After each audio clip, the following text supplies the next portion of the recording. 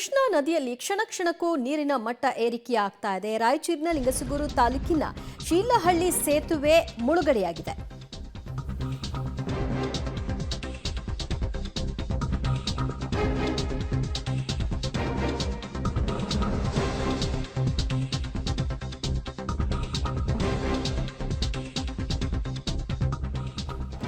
ಕೃಷ್ಣಾ ನದಿಯಲ್ಲಿ ಕ್ಷಣ ಕ್ಷಣಕ್ಕೂ ಕೂಡ ನೀರಿನ ಮಟ್ಟ ಏರಿಕೆ ಕಾಣ್ತಾ ಇದೆ. ರಾಯಚೂರಿನ ಲಿಂಗಸಗೂರು ತಾಲೂಕಿನ ಶೀಲಹಳ್ಳಿ ಸೇತುವೆ ಈಗ ಮುಳುಗಡೆಯಾಗಿದೆ.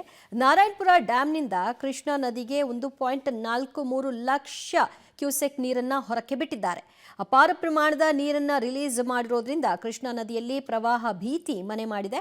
ರಾಯಚೂರು ಜಿಲ್ಲೆಯ 3 ತಾಲೂಕುಗಳನ್ನ ಈಗ ಪ್ರವಾಹ ಭೀತಿ ಆವರಿಸಿಕೊಂಡಿರೋದು. ಲಿಂಗಸಗೂರು, ದೇವದುರ್ಗ ಹಾಗೂ ರಾಯಚೂರು ತಾಲೂಕುಗಳಲ್ಲಿ ಈಗ ಪ್ರವಾಹ ಭೀತಿಯಿಂದಾಗಿ ಜನ ಆತಂಕದಲ್ಲಿದ್ದಾರೆ. ಸದ್ಯ ಹೇಗಿದೆ ಆ ಚಿತ್ರಣ ಅಂತ ನೀವು ನೋಡ್ತಾ ಇದ್ರಿ. ನಾರಾಯಣಪುರ ಡ್ಯಾಂನಿಂದ ಒಮ್ಮೆಲೆಗೆ 1.43 ಲಕ್ಷ ಕ್ಯೂಸೆಕ್ ಅನ್ನ ನೀರನ್ನು ಹೊರಕ್ಕೆ ಹಾಕಿರೋ ಪರಿಣಾಮವಾಗಿ ಒಟ್ಟು 3 ತಾಲೂಕುಗಳಲ್ಲಿ ಈಗ ಆತಂಕದ ಛಾಯೆ, ಪ್ರವಾಹದ ಭೀತಿ